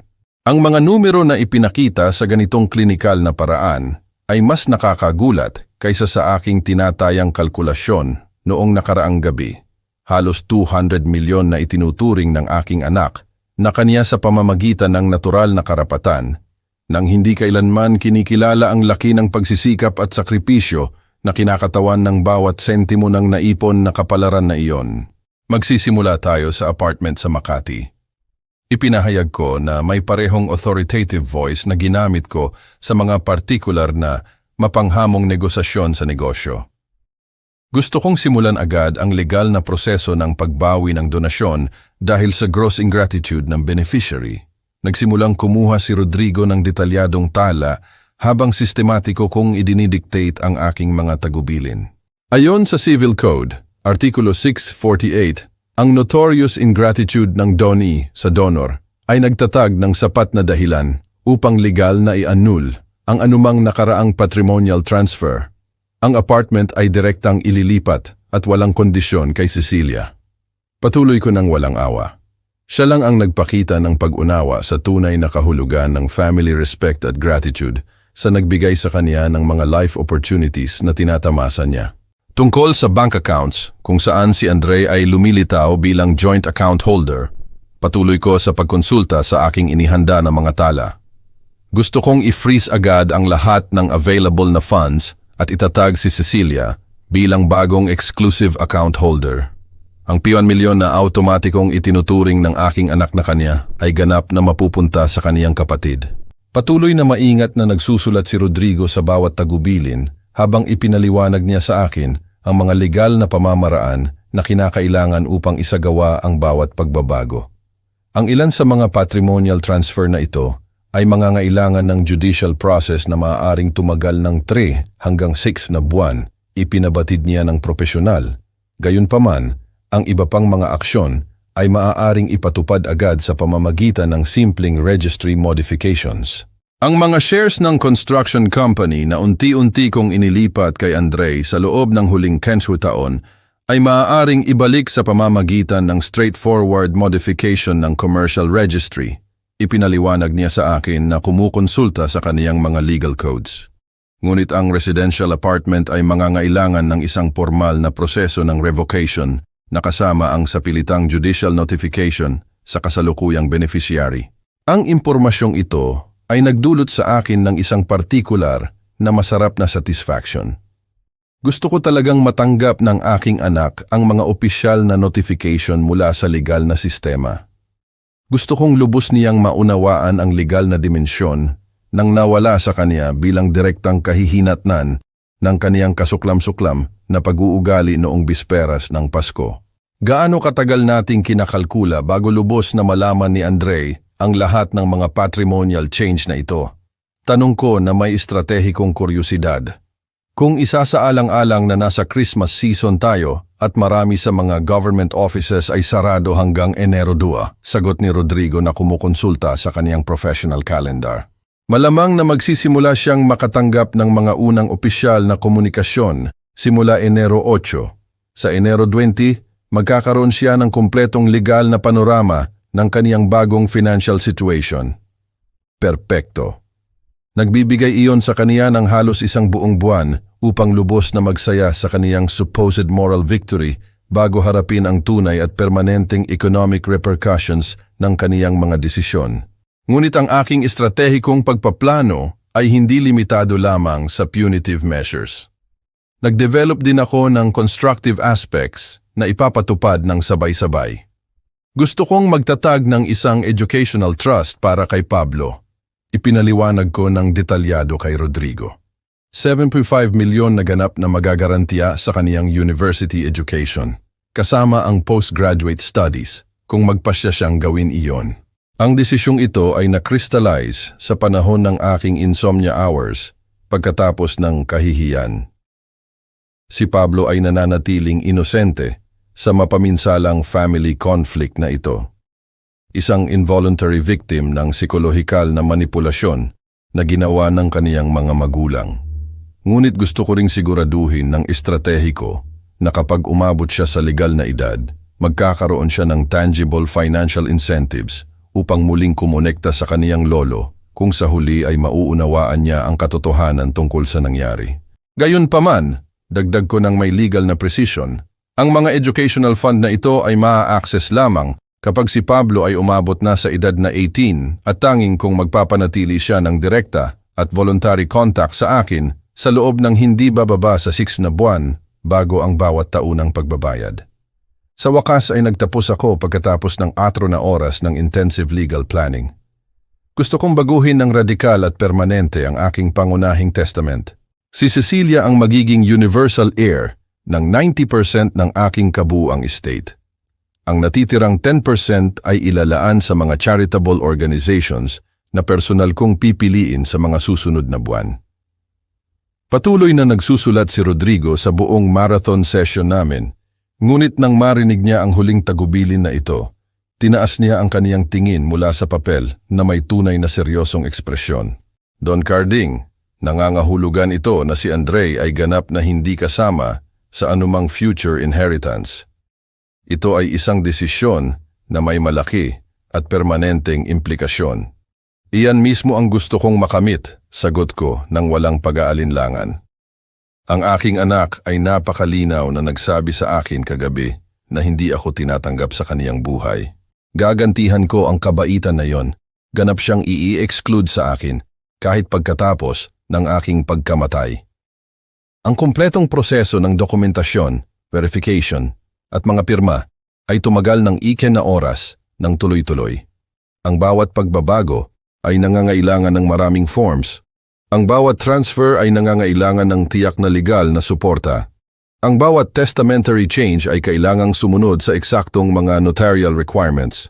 Nang sa wakas ay natapos namin ang lahat ng legal na trampilation, nakaramdam ako ng malalim na satisfaction na hindi ko naranasan mula pa noong pinakamatagumpay na araw ng aking karera sa negosyo. Ganap kong nabawi ang kontrol sa aking estate at sa aking family future. Ang hustisya ay nagsisimula ng magkatotoo. Ang mga unang araw ng Enero 2024 ay lumipas ng may serenity na hindi ko naramdaman mula pa noong bago mamatay si Corazon. Ang patuloy na sakit ng pagtataksil ng pamilya. Noong ika-28 ng Disyembre, inanyayahan ko si Cecilia na maghapunan sa aking bahay upang ipaalam sa kaniya ng opisyal ang tungkol sa mga testamentary changes na ginawa siyang aking pangunahing tagapagmana. Ang kaniyang reaksyon ay eksakto ang inaasahan ko mula sa isang matalino at emotionally mature na anak. Papa, wala akong ideya na nagpasya kang umabot sa ganoong kalayo sa mga legal na kahihinatnan. Sabi niya sa akin na may tunay na luha na umaagos sa kaniyang mukha. Ngunit pagkatapos na personal na masaksihan kung paano kanila tinrato noong bisperas ng Pasko, sina Andre at Samantha ay kumilos sa isang paraan na ganap na hindi mapapatawad sa iyo. Ang kaniyang unconditional support ay nagkumpirma na gumawa ako ng mga tamang desisyon. Intuitibo na naintindihan ni Cecilia na ito ay transcended sa isang simpleng pansamantalang family dispute. Ito ay isang pangunahing issue ng human dignity at paggalang sa taong nagsakripisyo ng buong dekada upang magbigay ng kagalingan sa kaniyang mga anak.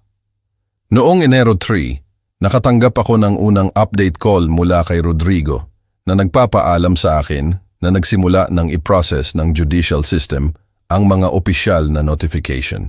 Ang administrative procedure ay gumagana ayon sa naka-schedule, Don Carding.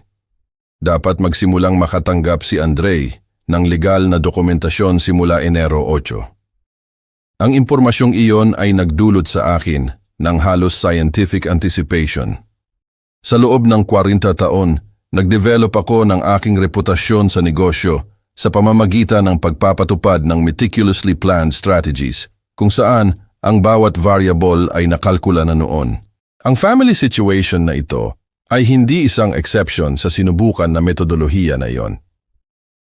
Ang bawat opisyal na dokumento na matatanggap ni Andre ay katumbas ng isang chess piece, sistematikong gumagalaw patungo sa isang hindi maiiwasan na checkmate. Ang crucial difference ay, hindi tulad ng aking historical commercial competitors, ang aking anak ay walang kinakailangang estratehikong karanasan upang i-anticipate o i-counterattack ng epektibo ang aking mga legal na galaw. Noong Enero 8, habang sinusuri ko ang ilang construction contracts sa aking pribadong studio, tumunog ang aking mobile phone na nagpapakita ng pangalan na hinihintay ko sa loob ng ilang linggo, Andre Diaz. Sinasadya kong pinayagan itong tumunog ng 8 beses bago sumagot, hindi dahil sa libreng sadism, kundi dahil sa kalkuladong psikolohikal na diskarte. Gusto kong maunawaan ng aking anak ng buong puso na hindi na siya maaaring umasa sa aking agarang emosyonal na availability tulad ng ginawa niya sa loob ng nakaraang 38 taon ng kaniyang buhay. Oo, sumagot ako na may parehong profesional na neutrality na ginamit ko upang sagutin ang mga tawag mula sa hindi kilalang commercial clients. Ang narinig ko sa kabilang linya ay isang tunog na hindi ko pa narinig mula nang si Andre ay isang maliit na bata na 6 na taong gulang na aksidenteng nabasag ang paboritong vase ni Corazon. Umiiyak siya ng walang kontrol. Hindi ito mga discrete tears o contained emotion, kundi malalim at desperadong spasms na halos ginawa siyang hindi maintindihan. Papa, pakiusap, kailangan kitang makausap ng urgently. Nagawa niyang magsalita sa pagitan ng mga respiratory convulsions. Dumating na ang opisyal na notification mula sa Court of First Instance.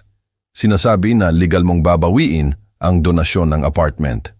Ang kaniyang boses ay patuloy na nabasag na nagbabago sa mapagmataas na lalaki na pampublikong nagpahiya sa akin noong bisperas ng Pasko sa isang takot na bata na katatapos lang matuklasan na ang mga adult actions ay nagdudulot ng permanente na adult consequences. At ano ba talaga ang problema doon? Sumagot ako na pinapanatili ang parehong glacial tone na ginamit niya sa akin sa aming huling pagkikita. Mayroon bang tiyak na legal na objection na gusto mong itaas? Pakiusap, Papa. Ito ay isang mapaminsalang pagkakamali. Hindi ko gustong sabihin ang anuman sa sinabi ko noong gabing iyon. Ang kaniyang hysteria ay exponentially na tumataas sa bawat salitang binigkas. Andre, pinutol ko siya gamit ang parehong authoritative voice na na-perfect ko sa mga partikular na komplikadong commercial negotiations. Napakalinaw mong ipinarating sa akin noong bisperas ng Pasko na hindi ako tinatanggap sa inyong family life. Ipinapatupad ko lang ang lohikal na kahihinat na ng desisyon mong iyon.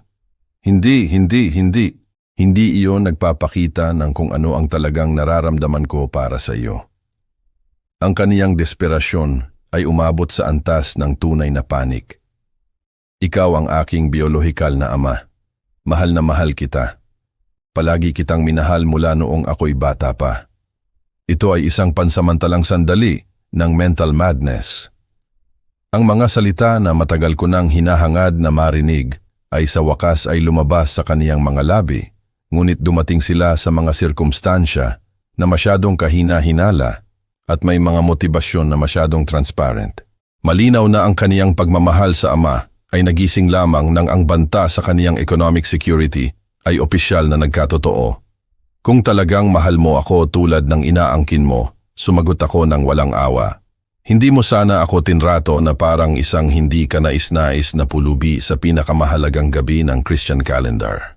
Kung mahal mo ako ng tunay, hindi mo sana pinayagan ang iyong asawa na sistematikong insultuhin ako sa loob ng 5 taon ng tuloy-tuloy.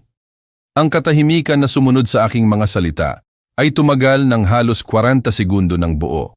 Narinig ko ang kaniyang humihingal na paghinga, ilang suffocated sobs, at kung ano ang tila mga background conversation. Marahil ay tinatanong ni Samantha siya tungkol sa nilalaman ng aming pag-uusap. Sa wakas, ang kaniyang boses ay bumalik na mas nabasag at desperado pa. Paano?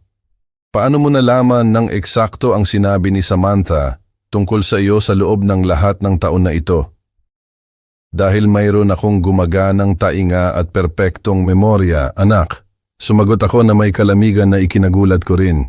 At dahil sa loob ng 5 taon, mentally documenting ko kung paano ka gradual, ngunit sistematikong nilason ng babaeng iyon laban sa sarili mong ama.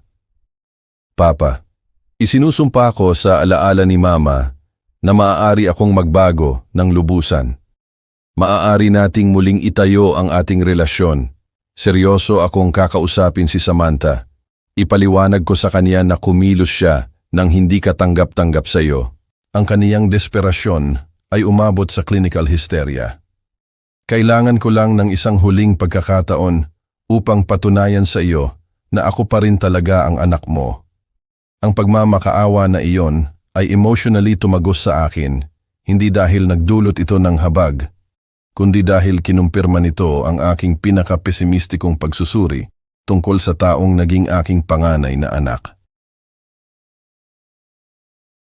Particular, nagkaroon ka ng 5 taon ng buo mula nang magpakasal ka sa manipulator na iyon upang magtatag ng angkop na mga boundaries tungkol sa pagtrato niya sa akin. Pero maaari ko itong gawin ngayon. Maaari kong baguhin ang lahat agad. Ang kaniyang boses ay bumaba sa isang primitive lament. Papa, kung wala ang apartment, wala kaming disenteng matitirhan. Isipin mo si Pablo, siya ang iyong nag-iisang apo. Ang kalkuladong pagbanggit kay Pablo ang nagpakita ng kaniyang pinakaseryoso at nagbubunyag na taktikal na pagkakamali. Ang paggamit sa aking apo bilang isang emotional shield pagkatapos niyang pigilan akong makita siya noong bisperas ng Pasko. Ito ay isang manipulasyon na napaka-transparent at kasuklam-suklam na halos nagdulot sa akin ng mapait na tawa. Si Pablo ang eksaktong taong pinaka-iniisip ko. Sumagot ako na may serenity na brutal na nagkukumpara sa kaniyang hindi kontroladong hysteria. Nagre-reflect ako sa kung anong uri ng adult man siya, magiging pagkatapos niyang makita kung paano tinatrato ng kaniyang ama ang kaniyang paternal grandfather. Isinasaalang-alang ko ang mga pangunahing halaga na itinuturo sa kaniya tungkol sa pamilya, intergenerational respect, at pangunahing gratitude. Kung gayon tulungan mo kaming maging mas mahusay, tulungan mo akong maging ama na nararapat kay Pablo. Ang kaniyang pagmamakaawa ay nagkaroon ng pathetic characteristics. Bawiin mo ang lahat ng legal na demanda, i-cancel ang mga testamentary changes at ipinapangako ko sa iyo ng solemne na magiging ganap na iba ang lahat. Andre, sa wakas ay binigkas ko. Naghahanda na sabihin ang mga salita na tiyak na magsasara sa masakit na kabanatang ito ng aming buhay. Nagkaroon ka ng iyong natatanging pagkakataon noong bisperas ng Pasko upang patunayan na maaari kang maging iba. Nasayang mo ito ng kahanga-hanga. Ngayon ay kailangan mong mamuhay ng permanente sa mga kahihinatnan ng mga desisyon na ginawa mo noong gabing iyon. Papa, huwag mong patayin ang tawag. Pakiusap. Ang kaniyang huling sigaw ay tumagos sa telepono na may animal desperation. Maaari nating ayusin ito. Maaari tayong makahanap ng paraan upang i-repair ang lahat ng ito. Ngunit wala ng posibleng solusyon. Pinutol ko ang komunikasyon at agad na pinatay ang mobile phone. Sa unang pagkakataon mula noong bisperas ng Pasko, ngumiti ako ng may tunay na satisfaction. Opisyal na nagsimula ang hustisya. Sa loob ng mga sumunod na 4 na araw, ang aking telepono ay naging isang digital battleground. Nag-deploy si Andre ng isang estratehiya ng sistematikong harassment na kasama ang mga tawag bawat 2 oras mula sa iba't ibang numero, mga text message na umaabot sa pagitan ng pathetic pleas at hindi nakakakumbinsi na legal na mga banta, at maging mga email na ipinadala mula sa mga accounts na hindi ko nakilala, malamang na pag-aari ng kaniyang mga kaibigan na nirecruit niya para sa kaniyang desperadong campaign. Permanente kong na-block ang kaniyang pangunahing numero, ngunit ang kaniyang obsessive persistence ay umabot sa clinical behavior. Ang mga mensahe ay sumunod sa isang kamanghamanghang psikolohikal na pattern na nagpapakita ng progresibong mental disintegration ng isang taong hindi kailanman nakaranas ng tunay na kahihinatnan para sa kaniyang mga aksyon. Ang mga unang komunikasyon ay blatant apologies. Papa, ako ang pinakawalang utang na loob sa mundo. Patawarin mo ako, pakiusap, nagmamakaawa ako sa iyo. Pagkatapos ay nag-evolve ang mga ito patungo sa grandiose promises, imposible na tuparin. Iginagarantiya ko sa iyo na kami ni Samantha ay magsisimula ng family therapy agad. Ganap naming babaguhin ang aming saloobin sa iyo. Sa wakas ay bumaba sila sa walang laman na legal na mga banta.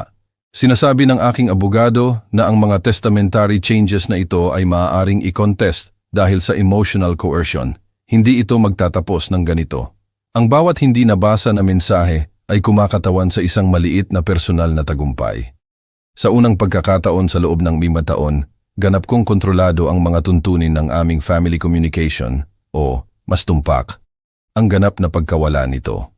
Noong Enero 12, humigit kumulang alas 7 ng gabi, dumating si Cecilia sa aking bahay na may partikular na seryosong ekspresyon na hindi ko pa nakita mula noong araw ng libing ni Corazon. Umupo kami sa main living room kung saan karaniwang nagbuburda ang kaniyang ina habang nakikinig sa classical music, at isinalaysay sa akin ng aking anak ang isang sitwasyon na nagkumpirma sa aking pinakamasamang mga hula tungkol sa disintegrasyon ng kasal ni Andre. Papa, kailangan kong sabihin sa iyo ang isang bagay na napakahalaga tungkol sa nangyayari kay Andre. Nagsimula si Cecilia na may pagod na boses na nagpapakita ng mga linggo ng naipong tensyon. Sinisikap niya akong i-pressure ng walang tigil upang makialam sa pabor niya sa iyo. Obsessively niya akong tinatawagan ng 4 na beses bawat araw. Lumalabas siya sa aking architecture office ng walang paunang abiso. At ano ba talaga ang tugon mo sa mga pressure na iyon? Tanong ko, bagaman ang determinasyon sa kaniyang mukha ay nagbigay na sa akin ng sagot. Inulit ko sa kaniya ng eksakto ang itinuro mo sa akin noong kami ay teenager, na ang adult actions ay nagdudulot ng adult consequences at na ang isang tunay na lalaki ay dapat harapin ang mga ito nang hindi nanggagala ng mga inosenteng tao. Bumuntong hininga ng malalim si Cecilia bago magpatuloy sa impormasyon na mas nagbubunyag pa. Ngunit Papa, may mga karagdagang development na kailangan mong malaman. Sina Andre at Samantha ay nakakaranas ng mapaminsalang marital conflicts dahil sa buong krisis sa pananalapi na ito. Ang impormasyong ito ay agad na kinuha ang aking ganap na atensyon. Inasahan ko na ang economic pressures ay magdudulot ng tensyon sa kanilang relasyon. Ngunit hindi ko nakalkula na magpapakita sila ng mabilis at may ganoong matinding destructive intensity. Ayon sa nakita ko sa mga forced visits ni Andre, patuloy ni Cecilia, lubos na galit si Samantha dahil sa kaniyang sariling mga salita. Hindi niya na-handle ng maayos ang sitwasyon sa iyo. Ngunit ang pinaka nagbubunyag at pathetic ay ngayon ay sinisisi niya siya ng lubusan dahil sa nawala ang tinatawag niyang guaranteed future economic security nila. Nandun na ang explicit confirmation ng palagi kong pinaghihinalaan ng may ganap na katiyakan. Para kay Samantha, hindi ako kailanman kumatawan sa isang father-in-law na dapat tiisin ng diplomatically, kundi isang source of income na dapat pamahalaan ng estratehiko. Ngayon na ang source na iyon ay permanenteng sarado at hindi na mababawi, ang kaniyang tunay na mercenary nature ay lumabas ng walang disguise o pretensions. Cecilia, sabi ko, hawak ang kaniyang mga kamay sa aking mga kamay na may solemnity na inilaan ko para sa pinakatranscendente na desisyon sa aking buhay. Kailangan kong humingi sa iyo ng isang bagay na extraordinarily difficult, ngunit ganap na crucial para sa aking future emotional well-being.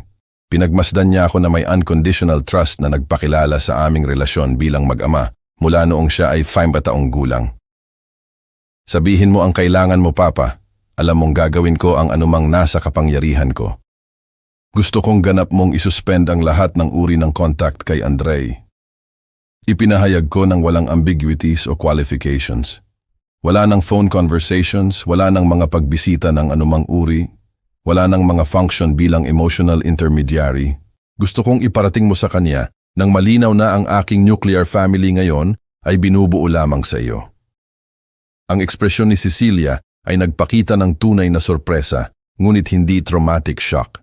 Inasahan niya ang kahilingan na ito mula ng personal niyang nasaksihan ang kahihiyan na naranasan ko noong mapaminsalang bisperas ng Pasko. Papa, sigurado ka ba sa desisyong ito?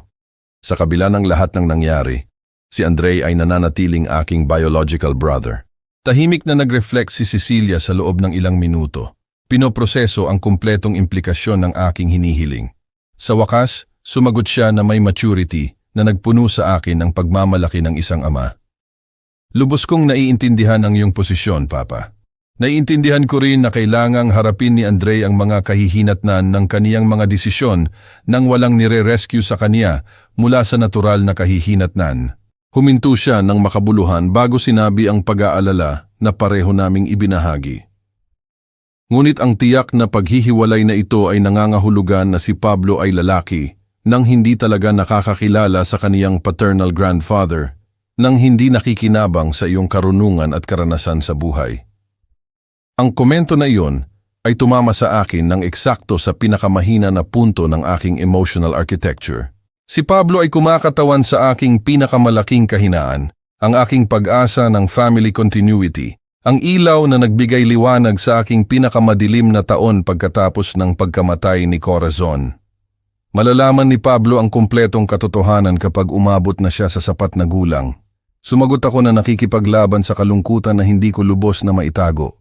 At kung sa sandaling iyon ay magpasya siyang hanapin ako ng voluntarily, lahat ng pinto ay bukas para sa kaniya. Ngunit hindi ko papayagan na gamitin siya bilang isang emotional blackmail tool ng kaniyang mga manipulative na magulang. Tumango si Cecilia nang may pag-unawa. Tama ka, Papa. Sinubukan na akong gamitin ni Andre bilang isang intermediary para sa kaniyang mga layunin at siguradong gagamitin niya ang parehong diskarte kay Pablo kung may access siya sa kaniya. Eksakto kung bakit kailangan kong maging integral at tiyak ang paghihiwalay na ito. Iginiit ko. Gusto kong iparating mo kay Andre na ang anumang pagtatangka sa hinaharap na makipag-ugnayan sa akin sa pamamagitan mo ay automatikong magre-resulta sa pagkawala mo rin ng iyong lugar sa aking buhay at sa aking testament. Ang banta na ito ay purely strategic, psikolohikal. Alam kong may ganap na katiyakan na hindi ako kailanman ipagkakanulo ni Cecilia, ngunit gusto kong lubos na maunawaan ni Andre na wala siyang natitirang alay sa aming family structure na maaari niyang pagsamantalahan o manipulahin. Gagawin ko ng eksakto tulad ng iyong hiling, kumpirma ni Cecilia na may inherited determination na nagpuno sa akin ng satisfaction. Ipararating ko sa kaniya ng walang equivocation na ang kaniyang pag-uugali sa iyo ay nagdulot ng mga kahihinatnan na transcend sa purely financial aspects. Noong gabing iyon, tinawagan ni Cecilia si Andre mula sa aking bahay upang marinig ko ng direkta ang buong pag-uusap. Ang kaniyang mensahe ay direkta, mapaminsala at hindi mapapatawad. Andre, nagpasya akong tiyak na putulin ang lahat ng kontak sa iyo nang walang katiyakan. Ang ginawa mo sa ating papa noong bisperas ng Pasko ay morally unforgivable at lubos akong tumatanggi na patuloy na maging bahagi ng isang pamilya kung saan ang isang taong nagbigay sa atin ng buhay ay tinatrato ng ganoon. Ang reaksyon ni Andre ay predictably hysterical at pathetic. Mga desperadong sigaw, incoherent pleas, walang laman na mga pangako ng agarang pagbabago, maging ang mga dramatikong banta ng self-harm na agad naming kinilala ni Cecilia bilang desperadong emosyonal na manipulasyon. Kung talagang pinag-iisipan mong saktan ang sarili mo, sumagot si Cecilia na may clinical coldness na minana niya ng direkta mula sa akin. Makipag-ugnayan agad sa isang qualified mental health professional, ngunit huwag gumamit ng theatrical threats upang manipulahin ako ng emosyonal dahil hindi ito gagana. Nang matapos ang tawag, niyakap namin ang isa't isa ng tahimik sa loob ng ilang minuto. Ito ay sabay-sabay na yakap ng pamamaalam sa pamilya na nakilala namin sa loob ng mga dekada at isang yakap ng pagbati sa bagong realidad na itatayo namin ng magkasama na walang toxicity at manipulasyon. Ngayon tayong dalawa na lang, bulong ko sa kaniyang buhok na may halo ng melancholy at relief. Palagi tayong ang pinakamatalino at pinakatapat sa pamilyang ito. Sagot niya na may malungkot, ngunit tunay na may pag-asa ng ngiti. Noong gabing iyon, sa unang pagkakataon mula nang mamatay si Corazon, hindi ko naramdaman na ako ay ganap na nag-iisa sa aking bahay. Mayroon akong isang tunay na pamilya, maliit, ngunit authentic. 8 buwan pagkatapos ng bisperas ng Pasko na nagpabago sa takbo ng aking buhay, ang aking buhay ay nakaranas ng isang metamorphosis na hindi ko kailanman naisip na posible sa edad na 65. Agosto 2024 noon at habang ang Pilipinas ay nalulubog sa matinding init ng tag-araw, nakahanap ako ng isang panloob na serenity na hindi ko naramdaman mula pa noong unang ginintuang taon ng aking kasal kay Corazon. Ang mga judicial process ay matagumpay na natapos noong Mayo pagkatapos ng 4 na buwan ng legal na labanan na nahandle ni Rodrigo na may walang awa na presisyon na nagpakilala sa kaniyang propesyonal na trabaho. Pagsapit ng Hunyo, opisyal at tiyak na nawala na kay Andre ang apartment sa Makati, lahat ng joint bank accounts, ang mga shares ng kumpanya na itinuturing niyang kaniya at anumang future expectation ng patrimonial inheritance. Bawat piso na itinuring niyang kaniya sa pamamagitan ng natural na karapatan ay legal at hindi na mababawi na nailipat kay Cecilia, na nagpakita ng pag-unawa sa tunay na kahulugan ng intergenerational family loyalty. Ang legal na pagtutol na sinubukan ni Andre na i-mount ay kasing hulaan at kasing walang kabuluhan. Ni-recruit niya si Attorney Fernando, isang abogado na specialized sa family disputes na may reputasyon na particular na aggressive sa mga kaso ng revocation of donations at controversial testamentary modifications. Sa loob ng 3 matinding buwan, nag-develop sila ng isang legal na diskarte na sumubok. Napatunayan na ang aking mga desisyon ay ginawa sa ilalim ng undue emotional influence at na bumubuo ng isang abuse of paternal power na dapat i-revert ng judicially. Ang kanilang pangunahing argumento ay nagsasabing, ang isang lalaking may edad ko ay walang mental stability na kinakailangan upang gumawa ng makatwirang desisyon sa komplikadong patrimonial matters. Ang audacity ng diskarteng iyon ay sabay-sabay na nakakainsulto at nakakatuwa. Nagpakita sila ng mga testimonies mula sa mga hired psychologist na nag-aargum na ang aking mga aksyon ay nagpapakita ng cognitive deterioration na nauugnay sa pagtanda at kawalan ng kakayahan na i-evaluate ng objectively ang mga relasyon sa pamilya. Umabot pa sila sa kasuklam-suklam na extreme na magmungkahi na sinadya akong minanipula ni Cecilia upang makinabang ng ekonomiya mula sa aking supposed mental vulnerability. Ngunit maingat na na-anticipate ni Rodrigo ang bawat isa sa mga predictable legal moves na ito. Lubos naming na-document ang aking mental state sa pamamagitan ng independent psychological evaluations na ginawa ng 3 iba't ibang profesional at nagtataglay kami ng irrefutable evidence tungkol sa mga taon ng manipulasyon na ginawa ni Samantha kay Andre.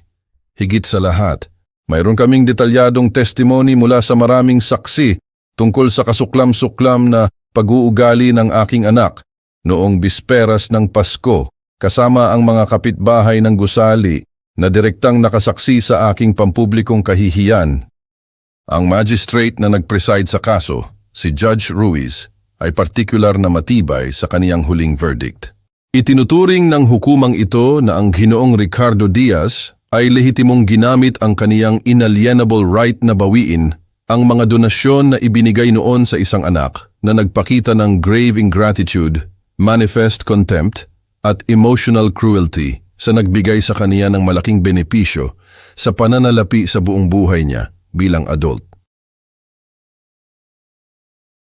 Nagdevelop kami ng isang routine ng mga family encounters na kasama ang linggo ng tanghalian sa aking bahay, kung saan pinag-usapan namin mula sa international politics hanggang sa innovative business strategies upang palawakin ang construction company na ngayon ay ganap niyang mamamana. Papa, nagre-research ako ng mga diversification opportunities patungo sa mga solar at wind energy projects. Sinabi niya sa akin sa isa sa aming tanghalian noong Hulyo. Ang traditional construction sector ay nakakaranas ng competitive saturation, ngunit mayroong malaking posibilidad sa environmental sustainability infrastructure. Ang mga pag-uusap na tulad niyan ay nagbigay sa akin ng paternal pride na hindi ko naramdaman sa loob ng maraming taon. Hindi lamang nagpakita si Cecilia ng unwavering family loyalty, ngunit taglay niya rin ang strategic business vision at ang analytical intelligence na hinanap ko ng walang kabuluhan kay Andre sa loob ng mga dekada ng lumalaking pagkabigo. Ngunit ang pinakanakakasiyang impormasyon ay dumating sa pamamagitan ng hindi direktang mga channel na nagpapanatili sa akin na informed tungkol sa progresibong disintegration ng kasal ni Andre nang hindi ko kailangang mag-imbestiga ng aktibo. Ang aking dating secretary, si Mercedes, na nagpanatili ng personal na pagkakaibigan sa ilang kapitbahay ng gusali kung saan nakatira ang aking ex-son, ay nagbigay sa akin ng mga periodic updates tungkol sa pagkawasak ng kanilang family life. Don Carding, ipinabatid sa akin ni Mercedes sa isang kaswal na pag-uusap noong Hunyo.